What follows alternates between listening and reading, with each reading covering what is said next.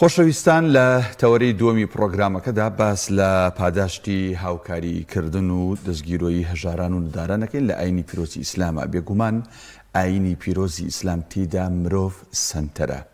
تێیدا ینی تاخوای گەورە لە قورئانە فەرمێ بە پێغەمبەر صلی الله عليه وسلم وما ئەرسەلناکە ئیلا ڕەحمەتەن للعالەمین، یعنی ڕەحمەتە بۆ هەموو جیهانیان، بۆ هەموو خەڵکی، نەک تەنها بۆ موسڵمان یا بۆ ئیماندار. یعنی ئاینی پیرۆزی ئیسلام زۆر جار بابەتەکانی لە دەوری مرۆڤ ئەسوڕێتەوە، نەک تەنها موسڵمان. یعنی کاتێک باسی خێر و سەدەقە و دەستگیرۆییەکە ناڵێ هەر بە موسڵمانانی بدە، ئەڵەگەر دراوسێکت هەر شتێک بێ تۆ دەستگیرۆیی بکە، تۆ هاوکاری بکە. ئێمە ئەمڕۆ باس لەم بابەتاکەین بزانین بۆچی ئاینی پیرۆزی ئیسلام زۆر گرنگی داوە بە دەستگیرۆیی هەژاران، بە هاوکاریکردنی هەژاران، و ئایا ئەو سیفەتانە ئەو بنەمایانە چین کە دەبێت کەسێک تێیدا بێت کە دەستگیرۆیی کەسانی بەرامبەرکە، و چێن ئەوانەی کە ئێمە پێویستە دەستگیرۆییان بکەین؟ ئایا ئەوەی کە داوای کرد، ئایا ئەوەی کە ئێستا بەربڵاوە لەم لاو لەولا پارەی بۆ کۆکرێتەوە، ئەمە تەواویە دەبێ وردبینەوە. ئەم تەوەرێ بە میوانداری زۆر بەڕێز مامۆستا عەبدوڵڵا خوڕخوڕەیی، مامۆستای ئاینی، کە بە سوپاسەوە لە ڕانی و ڕاستەوخۆ لەگەڵماندایە گەنگەشاکەین. مامۆستای بەڕێز سڵاوی خوات لەبێت، با لەوە دەست پێ بکەین بۆچی ئاینی پیرۆزی ئیسلام ئەوەندە گرنگی داوە بە سەدەقەکردن و هاوکاری و دەستگیرۆیی هەژاران. من غضبه ومن قبه ومن شر عباده ومن همزات الشياطين وأن يحضرون. نازل مۆزام گرفتێکی جۆبیسی دەنگی ئێمە نییە، کاکدانەوەک پێشەکیش ئاماژەوان پێکرد لەم چەند ڕۆژانەدا کە نۆمینی حاجیانە، ینی ڕۆژی هەینیش من لە مسکوت مامۆستا هەر زۆر جەختی لەسەرەوە کردو کە زۆرترین کاری خێر و چاکە ئەنجام بدەین، زۆرترین عیبادەت ئەنجام دەین. جا ئەمەش ئەچێتە زمینی ئەم چەند ڕۆژەوە خێر و پاداشتێکی زۆری هەیە، هەڵبەت لە هەموو تەواوی ساڵەکاندا هاوکاریکردنی موسڵمانان، هاوکاریکردنی دراوسێ، هەر کەسێک بێت ئەوە ضرورێتەوە. ئاینی پیرۆزی ئیسلام هەمیشە بەردەوام هانمان دەدات بۆی کە هەمیشە بەردەوام هاوکاری کەسانی دیکە بین و کاری بەخشین ئەنجام دین. و بە تایبەتی تر ئەم چەند ڕۆژانە کە خێر و پاداشتێکی ئێجگار زۆری هەیە کە ئینشاءالله هەوڵمان بتوانین ئەم ڕۆژانە زیندوو بکەینەوە بە خێر و چاکە، بە زیکرکردن و یادکردنەوەی خۆی باڵادەت ئینشاءالله. تەوەری ئەم ڕۆژمان هەر لەسەر ئەم بابەتە دەبێت، پاداشتی هاوکاریکردنی موسڵمانان چییە و ئاینی پیرۆزی ئیسلام چۆن دەڕوانێتە ئەم بابەتە. ئەگەر میوانەکەمان ئامادە بێت، مامۆستا عەبدوڵڵا خوڕخوڕەیی، مامۆستای ئاینی، مامۆستا گیان سڵاوی خوا لێبێت، ئێستا گوێبیستی دەنگی ئێمەیت؟ بەڵێ، سڵاوی خوا لە جەنابیشتان. یاخوا سەلامەتی. مامۆستا گیان پاداشتی هاوکاریکردن یاخود هاوکاریکردن لە نێوان موسڵماناندا ئاینی پیرۆزی ئیسلام چۆن دەڕوانێت ئەم بابەتە؟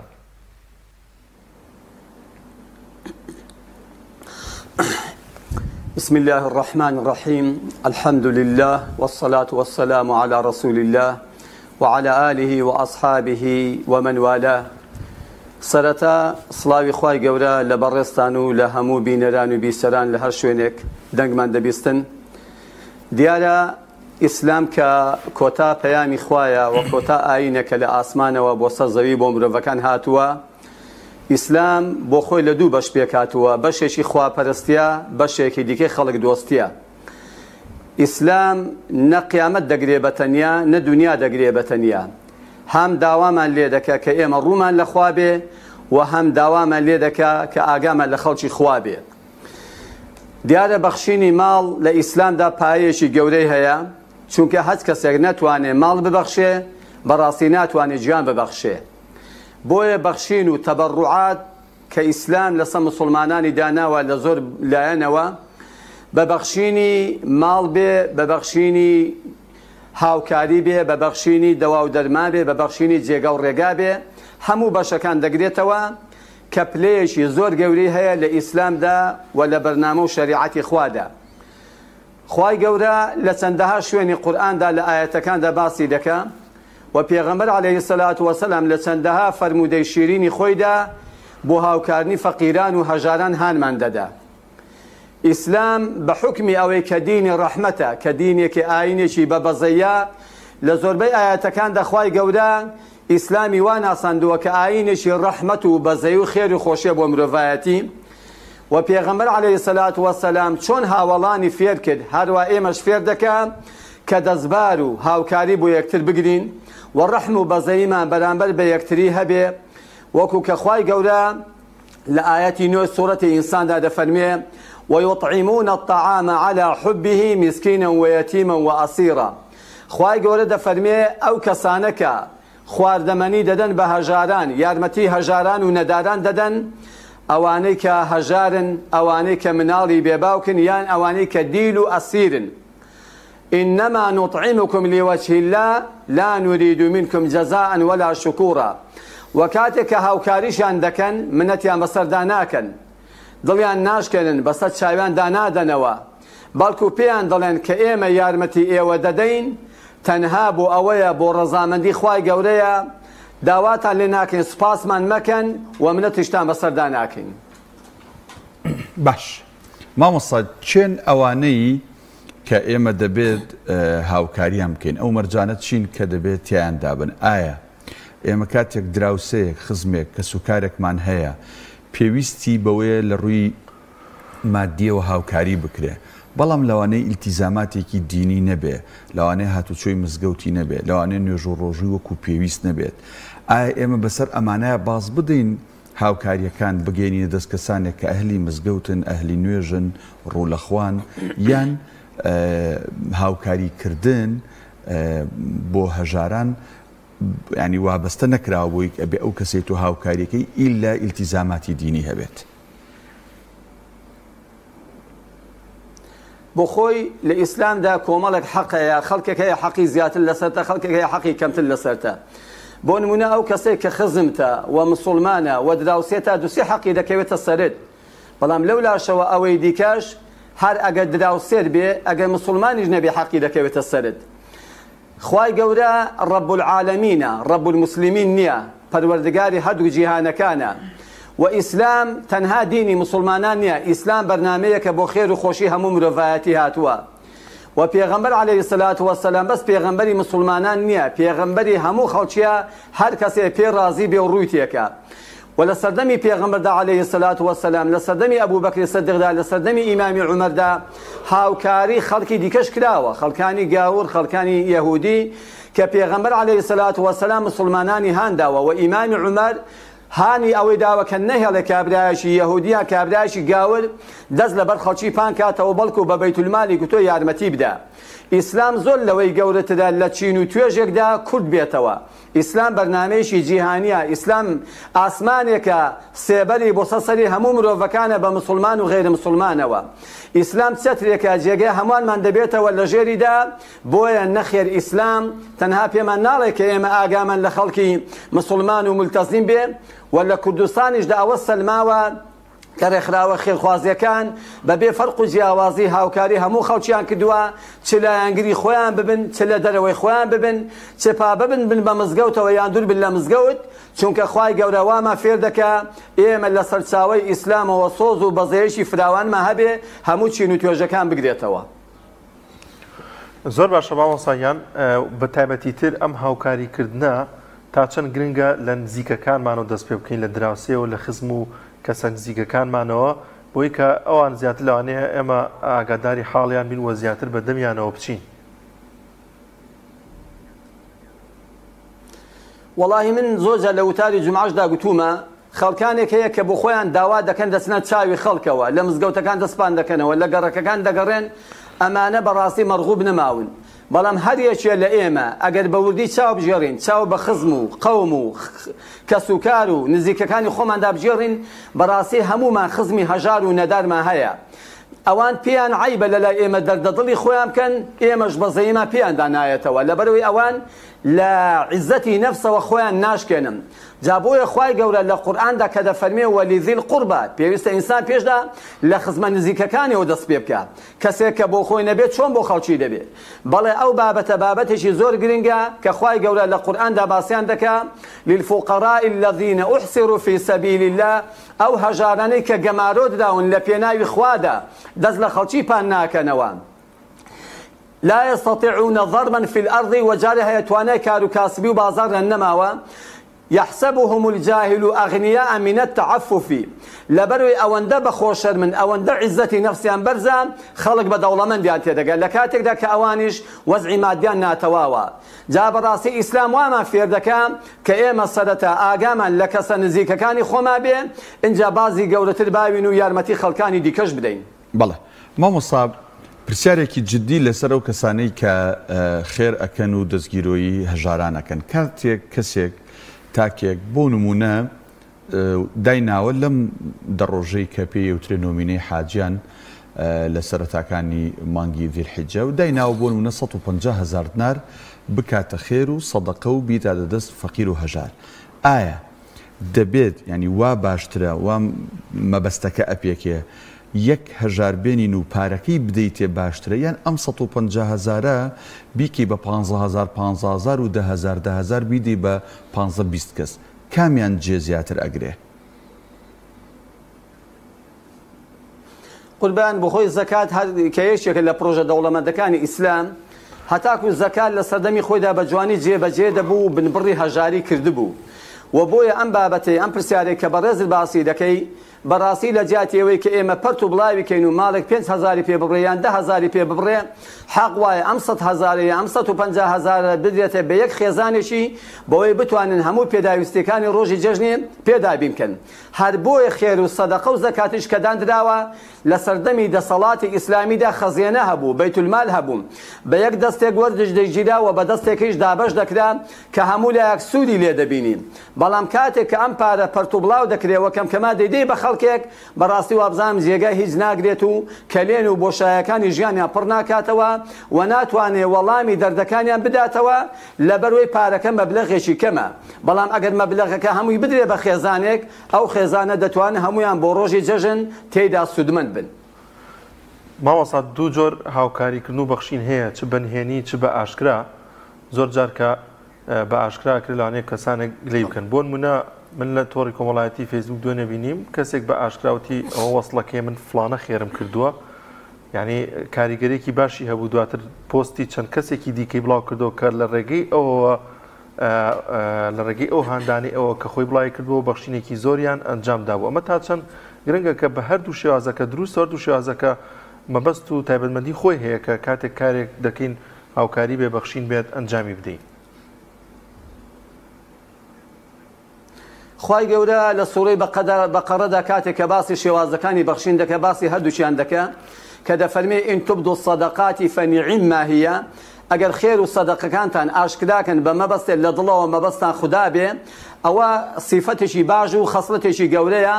وئین تخفوها وتؤتوها الفقراء فهو خير لكم بەڵام ئەگەر بیشارنەوە بە نەهێنی بیکەن بێگومان ئەوە باشترە. معلومی جەنابتانە کە پێغەمبەر عەلەیهی سەلات وەسەلام باسی حەوت کەسان دەکات لە ڕۆژی قیامەتدا خوای گەورە لەژێر سێبەری عەرشی خۆیدا ڕایان دەگرێ یەکێکیان ئەو کەسەیە کە خێر بە دەستی ڕاستە دەکات دەستە چەپەی پێ نازانێ واتە ئەوەندە بە نەهێنی دەیکات. زۆر جاران کەسانێکن کەتانە لە دەستگای خێرخوازەکان دەدەن لە کەناڵەکان دەدەن بۆ ئەو کەسە دێنە سەر شاشە بۆ ئەو کەسە دەگیرێنن بۆ فرمێسکی پێدەبارێنن بەڵام لە ڕاستیدا ئەوە دوو قازانجی تێدا. یەکەم خەڵکانێک کە بۆ نمونە لە ئەوروپاوە خێر دەنێرن حەقە ئەو خەڵکانە ببینن کە خێرەکەیان پێدەگا بۆی زیاتر ئەم خێرخوازانی کوردستان متمانەیان دا بمەزرێ لە لای خێرخوازەکەی ئەوروپای و خێرخوازەکەی ئەوروپاش بزانێکەوە ماڵەکەی و خێرەکەی گەیشتۆتە شوێنی خۆی. جا بۆیە ئەگەر لە دڵەوە مەبەستت خوددا بێ مەبەستە ڕەزامەندی خوا بێ ئاشکراکەی و خەڵک چاون لێ بکە ئەوە بێگومان شتێکی باشە. بۆ نمونە ئێستا کەسێک نەشتەرگەری گورچیلەی بۆ دەکرێت 70-80 میلیۆن دیناری دەبێ لە ماڵێ دانیشێ هیچ کەسێ پێی نازانێ ئەم پارە کۆ نابێتەوە. بەڵام کاتێک لە کەناڵێکی خێرخوازی بانگەوازی بۆ دەکرێت دەرەوە و ناوە دەیبینێ کوردستان و ئەوروپا دەیبینێ وەڵا بێگومان پارەیەکی زۆر بە لێشاو کۆ دەبێتەوە. بۆیە ئیسلام ڕێگامان دەدا هەردوو ڕێگاکان بەکاربێنین خێر و سەدەقات بە ئاشکرایی جائیزە و دروستە ئەگەر مەبەستت خوددا بێ بۆی خەڵکی دیکە چاون لێ بکە و ئەگەر لە حاڵەتی دیکەشدا بە نەهێنی و بە بێدەنجی بێ دیارە ئەویشیان پاداشتەکەی زیاترە. بەڵێ مامۆستا تا چەند گرنگە و کەسەی ئەبەخشێ بەخشەرەکە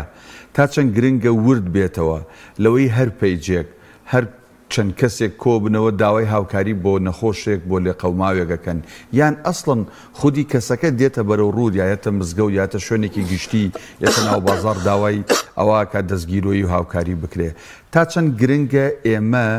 ئەوانەی کە ئەبەخشن خۆی پەروەردگار سەرەت و سامانێکی پێداون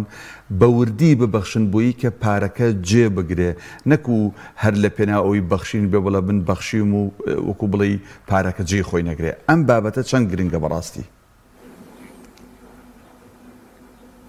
ئەم بابەتە زۆر گرنگە ئەمڕۆ بەڕاستی لە کوردستاندا خەڵکێکی زۆر پەیدا بوو بە ناوی کاری خێرخوازیەوە نە هەموو خەڵکێک شایانی ئەوەیە کاری خێرخوازی بکە و ماڵی خۆتی تەسلیم بکەی نە هەموو کەسێکیش ئەوەیە کە خێرخوازی وەربگرێت و خێری پێ بکەیت بەڕاستی ئەو کەسێک کە کاری خێرخوازی دەکات دەبێت دەستگایشی ئەمیندار بێت دەستگایشی ناسراو بێ نە کەسێکە لەو بازاڕە هیچ ئیلتیزامی بەدینەوە نییە بە ئەخلاقەوە نییە ئیلتیزامی بە هاوکاری هەژارانەوە نییە کەسێکی ناسراو باوەڕپێکراو نییە هەر کەسێک ڕاز دەبێتەوە لە کوچەیەک و لە کۆڵانێک خۆلێک دەدەن و پاڵێک دەدەن بە ناوی کاری خێرخوازیەوە بەڕاستی کاری خێرخوازی کارێکی زۆر گەورەیە لوتکەی شاخە هەموو پیاوێک ناتوانێت بیگات بۆیە من زۆر لێرەوە داوا دەکەم کاری خێرخوازی کاری هەموو کەسێک نیە لە هەموو کەسێ ناوەشێتەوە پێویستە ئەو خەڵکانە کە پارەی خۆیان دەدەن بۆی کە بدرێتە فەقیر و هەژاران بیدەنە دەستگایەکی دەستێکی ئەمین و بیدەنە خەڵکانێکی باوەڕپێکراو و بیدانە خەڵکانێکی ناسراو هەموو کەسێک شایانی ئەوەی نییە کە پارەی خۆتی تەسلیم بکەین و بەڵگە و دەلیلی زۆر کەس بە ناوی کاری خێرخوازیەوە هەستاوە پارەی کۆ کردوتەوە پارەکە فەوتاوە نەگەیشتۆتە شوێنی خۆی خێرخوازەکە ڕەنگە نیگەران بێ لە هەموو خێرخوازانی دیکە دەڵێ پارەکەم نار بەڵام پارەکە نەگەی بەڵام لە ڕاستیدا ئەو بە ڕێزانی کە پارە دەبەخشن لە دەرەوە و کوردستان و لە ناوەی کوردستان دەبێت زۆر ئاگاداری ئەو ڕاستەی بن هەموو کەسێ شایانی ئەوەی نیە کە پارەی بدەیتە دەستێ و هەموو کەسێ شایانی ئەوەی نیە کە بیکەیە ئەمینداری خۆت و وەکیلی خۆت بەڵکو ئەو کەسانی کە کاری خێرخوازیان لێ دەوەشێتەوە لە کوردستاندا ناسراون چێن دەستە پاکەکانن مرۆڤ ڕێک و پێکەکانن ئەو کەسانن کە پابندن بە دینی خواوە دەنا هەر ئەوە شەر نییە کە تۆ ماڵی دەبەخشی ماڵەکە ئەگە جێگای نەگرێ بە کەڵک نایە دەبێ ئەو ماڵە بدرێ بە کەسانێک کە دەستێکی ئەمینن و ئەوانش بیدەن بە کەسانێکی دیکە کە شایانی و مستحقن چونکە زۆر کەس هەیە شایانیش نییە بەڵام داوای پارە و هاوکاری لە خێرخوازان دەکات زۆر باش مامۆستا هەندێک جار هاوکاریەکان یاخود بەخشینەکان بۆ شوێنێک دەبێت کە بۆ منە بنکەیەکی قورئان لەبەرکردنە دەرس و دەورێکی تێدا دەوترێتەوە دەبینی کە لە شار و شارشەکان زۆرێک لە مسلمانان هەن خۆشبەختانە خەریکی ئەم کارن ئایا ئەمەش ڕێگایەکی دروستە ئەمە دەچێتە بابەتی بەخشینەوە ئایا پاداشتی ئەمە چییە کاتێک کە ئێمە هاوکاری شوێنێک بڕەپارێک دەدەین بۆی کە بینایەک شوێنێک دروست بکرێت تاوەکو منداڵان گەنجان دەرسی قورئانی تێدا بخوێنن بەداخەوە کەسانێکن کە چاویان بە چرای قورئان هەڵنایە زۆر جار بە فتوای سەقەت و بەملاولا دەیانێ و ڕێگا لە مسلمانان بگرن کاکە خێر بۆ مزگەوتێ نابێ خێر بۆ دەستگای خێرخوازی نابێ خێر بۆ سنتەرەکانی قورئان خوێندن و قورئان لەبەرکردن نابێ لە ڕاستیدا ئەوە ما ئەنزەل الله بها من سوڵتان تەنها قسەی باخەڵی خۆیانە فڕێ دەدەم چونکە هەشت کەسن ئەوانەی کە خوای گەورە لە قورئانی پیرۆزە لە سوورەتی تەوبەدا کە خوا دەفەرمێ زەکاتیان بدەنێ یەکێ لەو هەشت کەسانە وەفی سەبیلی الله ئەوانەی لە پێناوی خوادا ئیش دەکەن جا ئەگەر مزگەوت لە پێناوی خوادا نەبێ و گوتنەوەی دەرسی قورئان لە پێناوی خوادا نەبێ و قورئان لەبەرکردن لە پێناوی خوادا نەبێ و فێربوونی فەرمودەکانی پێغەمبەر لە پێناوی خوادا نەبێ و باڵاپۆشی کچان و ئافرەتانی خوشکەکان و دایکەکەمان لە پێناوی خوادا نەبێ ئەدی چی لە پێناوی خوادا نەوەڵڵا بگرە یەکێ لەو دەخێرانی کە پێغەمبەر عەلەیهی سەلاتو وەسەلام باسی دەکا ئەو کەسەیە کە قورئان بۆ کەسێک دەکڕێت کتێبێکی بۆ دەکرێت بینایەک دروست دەکا بۆ کاری خێرخوازی دەبێ ئەو خێرخوازانە زۆر دڵخۆش بن بەداخەوە ئێستا هەچ کاتێ باسی کاری خێرخوازی دەکرێت خاوەنی پارەکە دەڵێ کاکە یان بیدەنە مزگەوتە یان بیدەنە منداڵی بێباوک کە مع العلم وان نییە خو هەر ئەو دوو چیل و تێژە پێویستیان بە هاوکاری نییە ئەو بینایانەی کە ئەمڕۆ دەکرێن لە کوردستان بۆ کاری خێرخوازی بۆ سنتەرەکانی قورئان خوێندن و قورئان لەبەرکردن بەڕاستی بوونە جێگای شانازی چونکە ئەو کوڕانەی لەوێدا پەروەردە دەبن بە گەنجشی مسلمانی ناو ئەم کۆمەلگایی و ئەو کچانەی لەوانەی لەوێدا پێدەگەن و تێدەگەن دەبن بە ئافرەتێکی قورئان خوێن و قورئان لەبەر و باڵاپۆشی ناو ئەم کۆمەلگایی بۆیە لێرەوە داوا لە خێرخوازان دەکەین زۆر ئاگایان لەو دام و دەستگایانە بێ بینایان بۆ بکەن کەلوپەلیان بۆ بکردن ئاشیان بۆ دابین کەم قورئانیان بۆ بکردن کتێبیان بۆ بکردن بێنن پۆشاشیان بۆ دابینکەن بگرە ئەگەر بکرێ موچەی ماگانەشیان بۆ دابینکەن بۆەوەی لە ئایندەدا جیلێکی ئاڵتونی لە قورئان و لە کچانمان پێ بگەن لەسەر پەروەردەی قورئان و ئەم کۆمەڵگایە لە سێبەریاندا بەحەسێتەوە. زۆر باشە مامۆستای بەڕێز ئەم تەوەرێ زیاتر هەڵەگرێ بەڕاستی قسەی لەسەر بکەین بەڵامی تر کات لەوە زیاتر دەرفەتمان پێنادا. زۆر بەڕێز مامۆستا عەبدوڵڵا خۆرخۆڕی مامۆستای ئاینی سوپاس بۆی کە لە ڕانی خۆشەویستەوە ڕاستەوخۆ لەگەڵمان بوویت.